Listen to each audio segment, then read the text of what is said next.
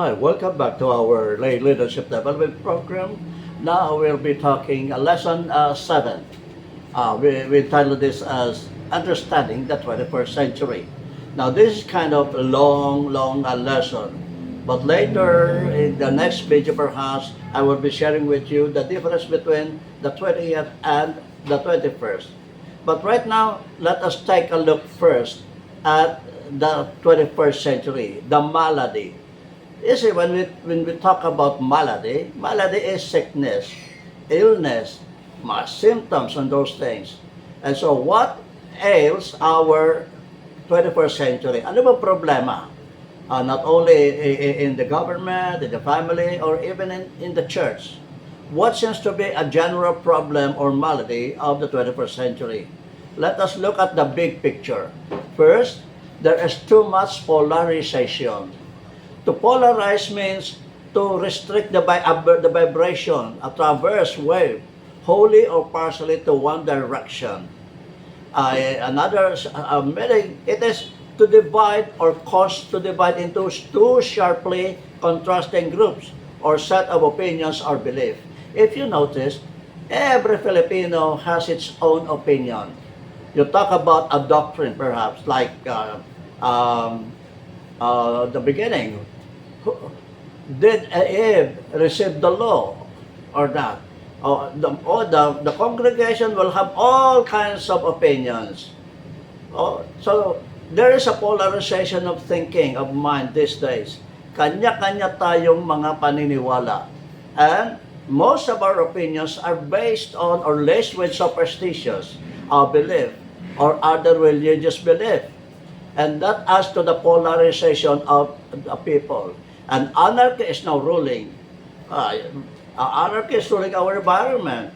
May chaos na po. May sa mga churches po natin, there are a lot of anarchic work because of the polarization. The second, we Filipinos especially, we are actually rich, but we are thinking poor. We say, wala, di ko kaya yan. Wala kasi ako. Don't say those words because God is on our side and God will not make you so poor that you cannot lead, that you cannot be successful in life. Let us change this attitude of rich thinking poor. And why? Because those people who are rich and thinking poor, they develop into some kind of self-entitlement.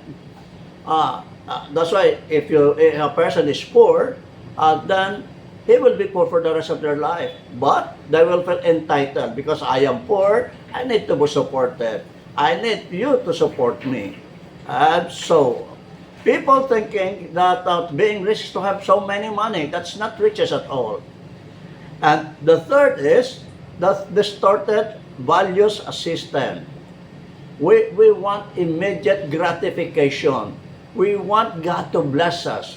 The people wants the leader to give blessings or wonderful directions immediately overnight. So distorted, when the value system of the people are distorted, and then it will not go anywhere. So it is now the role of the leader to correct, to put the value system of the people. And that's part of the role of a leader. Another problem, hero worship. People, they love to worship, idolize heroes. That's why the movie stars, they are being idolized by people. And in some churches, the people are focusing on the leader, not on the true leader, God. And so they worship the leader that they see. And the leaders naman, yung mga leaders na nakikita, they feel so proud, they feel so big because the people, are idolizing me. That should not be the case. But problems, a hero worship. Another thing why people are not able to lead because of the wrong concept of servitude. Our government, our church, and all the organizations, we were all created to serve, not to rule. Even Jesus Christ came to serve. He did not come to rule. And therefore, you, me, all the leaders that are training right now, you need to develop this mindset that we serve first before we lead, because we can never lead if we have not learned how to serve. That's why servant leadership. And another, the wrong concept of sin. This is the biggest problem of the world today. In his book, Dr. Carl Menninger said, whatever became of sin, not that sin has disappeared, no. Hindi po nawala yung sin. But the idea of sin is no longer talked about. Oh, whatever became of the idea of sin, not that we are short of it, but we are just not anymore concerned about sin. We don't talk about accountability. So, you as the leader, we must be able to teach them the way of righteousness and see sin as sin. Like black is black, there is no gray area. Talking about sin, there is no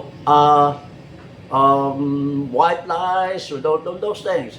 Sin has just one color, black. And wrong concept of value system, integrity, honesty, and accountability are no longer a trait. So you, the leader, must have all these traits first before you lead. Be honest. Have integrity. Be whole in your life. And be accountable. Virtues are moral excellence. Ethics. Ethos, yun po yun. And ethics are character, custom, principles of a standard of human conduct. And so therefore, we need to have that moral conduct that is acceptable to God. We are the light. We are the salt. So therefore, let us be the salt and light. Do not try to become one, because you are already the salt and the light. And another problem with the world today is the deterioration and commercialization of the educational system. I once was a president of a school. And I've seen, when I was studying, making interviews, I have seen that education today have become so expensive. The books are so expensive, uniforms are very expensive, salaries are too high, and rentals, buildings, and so on. They charge this to the students. And so what happens now? The students, the parents of the students are working double time, to earn money to pay for the education of their children. And we as the leader, we must neutralize this. Education need not be expensive. And that's why here in our LLDP, we don't charge you matriculation or entrance fee or what. Because I don't believe in that education must be expensive. It must be given free. If we want the world to go right as God would like it, then give it free. Much is given, and much is required. We were given the Lord free leadership, then let us give it also free leadership.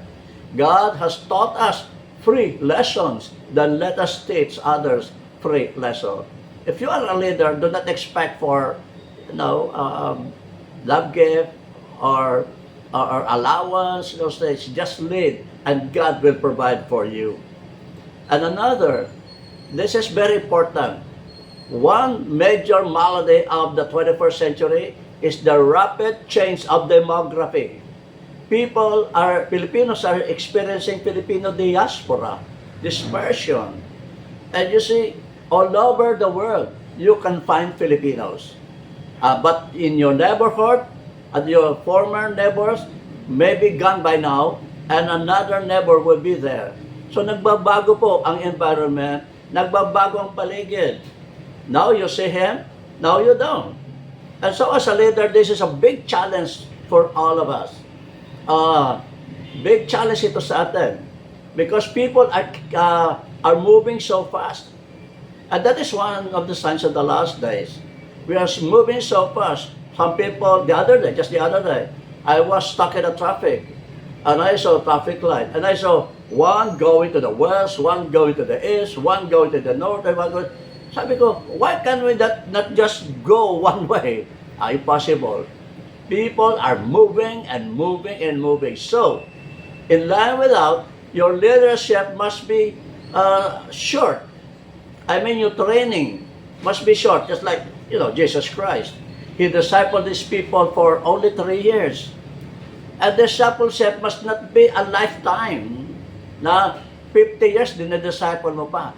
3 years dapat tapos na. And so in leadership, that must be our goal. That we can lead them even in a short period of time. So leading them to develop them so that they can continue following Christ. And another problem, overpopulation. The world is now overpopulated. Unfortunately, some leaders would like to win the world as a whole. No, we cannot lead the whole world. God, when He came down, He took only 12. And even out of the 12, He lost one. And so, people now are looking for mega thing.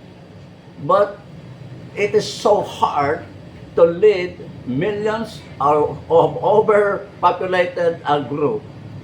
And so, that is the malady. And what is the reality of our church today?